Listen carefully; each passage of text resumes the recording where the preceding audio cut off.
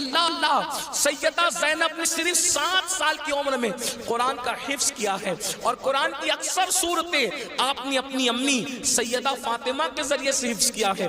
اللہ اکبر۔ اور قرآن کا سب سے پہلے درس دینے کا کام کوفہ کی سرزمین پر سیدہ زینب نے کیا ہے۔ یہ رسول اللہ کا خاندان ہے۔ ام المومنین سیدہ عائشہ صدیقہ وہ خاتون ہے کہ اللہ اکبر، عورتوں میں سب سے زیادہ اگر کوئی حدیث روایت کر رہا ہے تو وہ سیدہ عائشہ صدیقہ کی ذات ہے، اور آپ مفتی 4 ملت ہے۔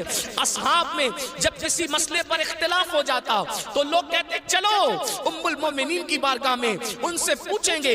حیرت کی بات ہے، مردوں کا علم اختلاف اگر کسی کا قول فیصل کی حیثیت سے ختم کرتا ہے تو اسے ام المومنین سیدہ عائشہ صدیقہ کے نام سے جانا جاتا ہے۔ یہ علم ہے، یہ عورتوں کے پاس علم ہے۔ اسی طریقے سے اللہ اکبر، امام جعفر صادق کی بہو ہے، امام جعفر صادق کی بہو ہے، یعنی امام حسین کے خاندان کی بہو اور امام حسن کے خاندان کی بیٹی، ان کو دنیا نفیسۃ العلم کہتی ہے، اور ان کو نفیسہ مصری بھی کہا گیا ہے۔ یہ اپنے شوہر کے ساتھ مدینہ منورہ سے ہجرت کر کے مصر آ گئی تھی، اور جب مصر آئی ہے اور امام جعفر صادق کے علم کی خیرات جب بانٹنے کے لیے بیٹھی ہیں تو میری بہنوں آپ کو حیرت ہوگی، حضرت نفیسۃ العلم جسے نفیسہ مصری کہتے ہیں، جب پردے میں بیٹھ کر لوگوں کو قرآن و حدیث کا علم دیتی تو پردے کے پیچھے بیٹھ کر علم حاصل کرنے کے لیے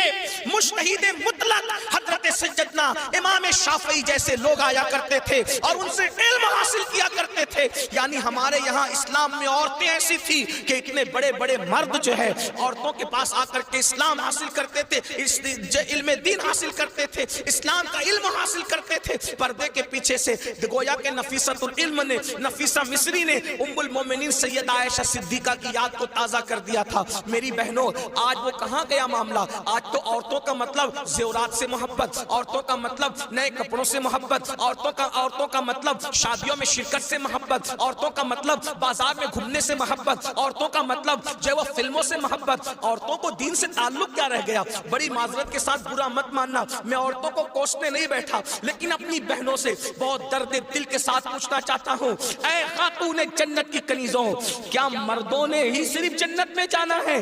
عورتوں نے جنت میں نہیں جانا؟ مجھے بتاؤ کیا کر رہی ہو اپنے دین کے لیے، کیا کر رہی ہو اپنے اسلام کے لیے؟ تمہاری محرومی کی حد ہے میری بہنوں کہ تمہارے قدموں کے نیچے جنت ہے۔ اللہ کے رسول فرماتے الجنت تحت اقدام الامہات، جنت